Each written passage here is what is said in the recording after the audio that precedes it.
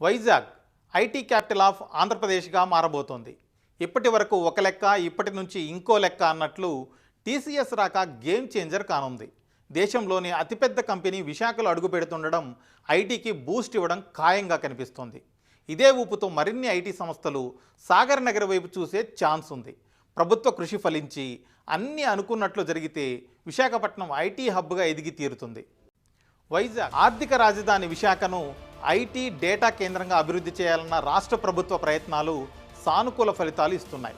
ఇప్పటి వరకు చిన్న చిన్న ఐటీ సంస్థలు మాత్రమే ఉన్న విశాఖలో టీసీఎస్ అడుగు పెడుతుండడం అతిపెద్ద మలుపు కాబోతోంది. పెద్ద సంస్థలు టెక్ మహీంద్రా, విప్రో, ఇన్ఫోసిస్కు తోడు క్వాండియంట్, WNS లాంటి గ్లోబల్ కంపెనీలున్న తక్కువ మంది ఉద్యోగులతోనే కార్యకలాపాలు నిర్వహిస్తున్నాయి. కానీ టీసీఎస్ మాత్రం 1370 కోట్ల పెట్టుబడితో 12,000 మంది ఉద్యోగులతో భారీ క్యాంపస్ ఏర్పాటుకు సిద్ధమైంది. మరికొన్ని నెలల్లోనే వైజాగ్లో కార్యకలాపాలు ప్రారంభించే అవకాశం ఉంది. టీసీఎస్ ప్రతినిధులతో కలిసి ప్రభుత్వ అధికారులు వివిధ ప్రాంతాలను పరిశీలించారు. కాపులుప్పాడలో రిజర్వ్ చేసిన 20 ఎకరాలు, గతంలో అదానీ డేటా సెంటర్కు ఇచ్చిన భూములు, పరదేశీ పాలెంలో VMRDAకి చెందిన 2 స్థలాలను అధికారులు చూశారు. కొత్త క్యాంపస్ సిద్ధమయ్యేలోపు పని ప్రారంభించేలా ఐటీ హిల్పై సిద్ధంగా ఉన్న మిలీనియం టవర్స్లో 2 లక్షల చదరపు అడుగుల ప్రదేశాన్ని అద్దె ప్రాతిపదికన ప్రభుత్వం టీసీఎస్కు అప్పగించింది.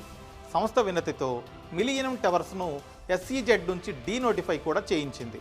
ఇంటీరియర్ పనులు పూర్తి చేసి పని మొదలు పెట్టడమే తరువాయి అని ప్రభుత్వ వర్గాలు చెబుతున్నాయి. వైజాగ్ టు భోగాపురం అభివృద్ధికి కొత్త చిరునామా, పక్కా ప్లాన్తో సకల సదుపాయాల కల్పనతో ప్రగతి పరుగులు పెట్టబోతోంది. విశాఖను చుట్టుపక్కల ప్రాంతాలతో కలిపేలా రోడ్ నెట్వర్క్ సిద్ధమవుతోంది. సరికొత్త వ్యాపార సముదాయాలు వస్తున్నాయి. మొత్తంగా విశాఖను ప్రపంచ దేశాలతో అనుసంధానించే భోగాపురం ఎయిర్పోర్ట్ ఉత్తరాంధ్ర అభివృద్ధికి ఊతమివ్వడం ఖాయం.